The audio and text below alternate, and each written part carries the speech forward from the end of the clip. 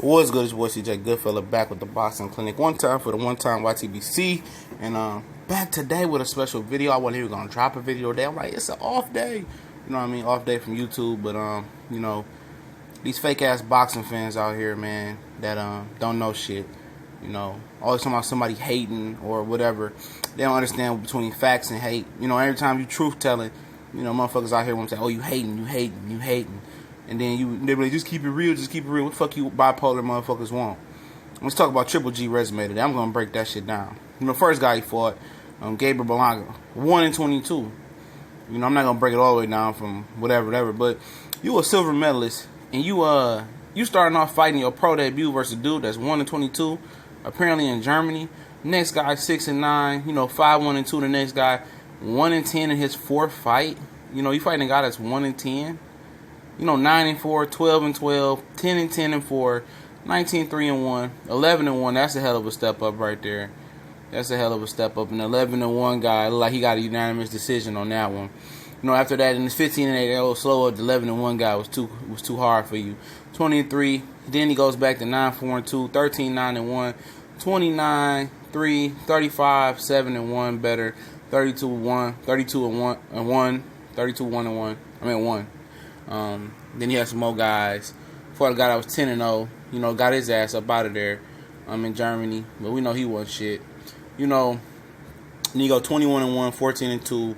Then he fought Kasim Uma. You know, and that's how he got his WBA world title. No matter of fact, that's not how he got his WBA world title. He got the intern, and he got it from he got his title from a guy named Nielsen Julio Tapia. That was 14-2. He got his world title. So he fought for his world title versus a guy that we don't know. Who gives a fuck? Nobody knows who he was. He was 14-2-1. And that's who he won his title from. You know? Nobody. Then he fought Kasim Uma, who's very known. But I don't think he's a natural middleweight. But he gave him all he wanted. You want to watch that fight? Triple G didn't look like the Triple G looks today, to be honest, in that fight. But Uma gave him a good run for his money. He fought a couple more guys for a fight in Prosca. You know, Lawan Simon. You know, he was 23-3.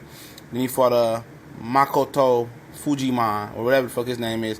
He was 19-6. Then he come to America and, you know, get recognized by the regular public. A lot of guys was up on Triple G already. I had heard Max Kellerman, you know, mention him for, like, years when Sergio Martinez moved up and beat Cali Pava. He was always saying that was the guy, potential guy to beat. And I get Max Kellerman, you know, tips on that. I heard him that. I've been a Triple G fan since he was in the amateurs. I heard that a lot as well. So I had been aware of him for a while, and I was very interested to see how he looked versus this Prosca dude. And, you know, he didn't disappoint. You know, he got him up out of there. Prosca was 28-1. Haven't heard from him since. Then he fought Gabriel Rosado, everybody's favorite, stepping stone. You know, Rosado got a late start in boxing, but I think he's overachieved. And he's one of my favorite fighters to watch get beat up, to be honest. He was 21-5. You know, he gave Triple G some little fits in that fight, but Triple G, you know, stopped him on cuts. Then he fought Ishida, you know. Knocked Ishida out, 24-8-2. Nothing special with Ishida. I remember last time I heard from him, he was trying to petition to the Chinese or where the fuck he is, Asian boxing board to move up to heavyweight. That motherfucker's out of his mind. That Triple G ass must have did something to him. Then he fight Matthew Macklin, 29-4. He stopped him with a body shot, or, you know, body shot started. I remember that fight. You know, Matthew Macklin ain't been shit. He had a little good showing on Octane Paddock's Day weekend versus Sergio Martinez.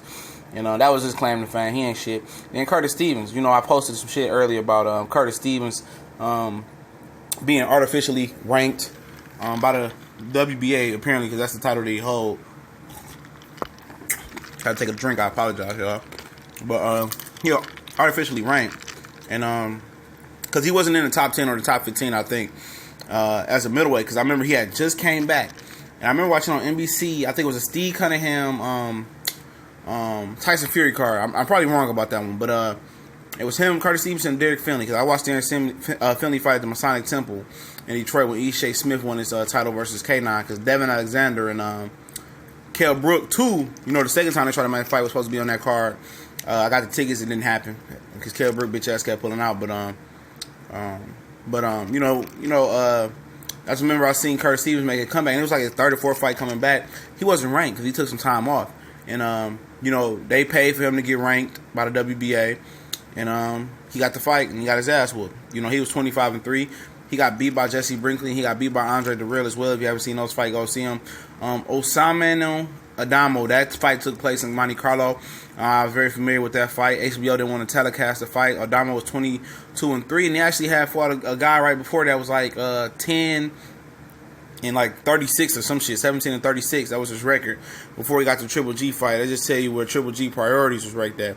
Everybody that I name, tell me if they world beaters or they not. I'm telling you, they're not world beaters. This is one of the worst resumes in the history of boxing for a dude that they trying to crown as pound for pound king. And this is the point that I'm making. If I haven't made that clear as well.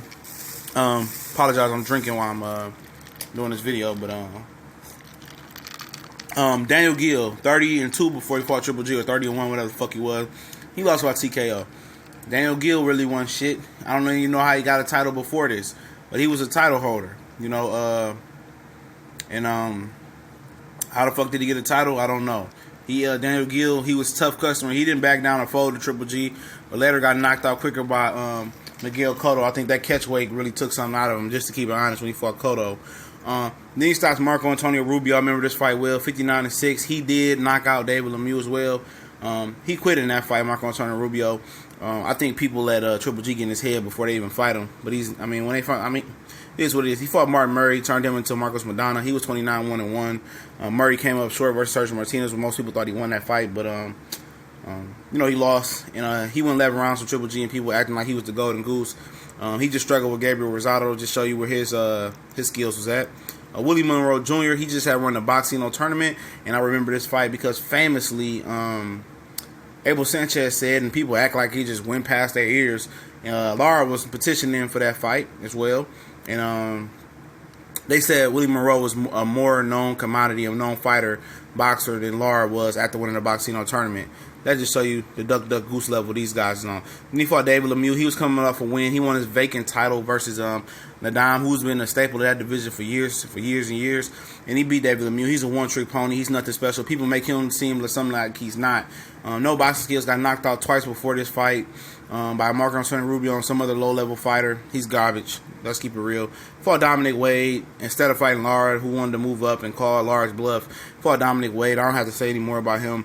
Then he fights Kell Brook, 36-0. Welterweight, moves up and challenged him.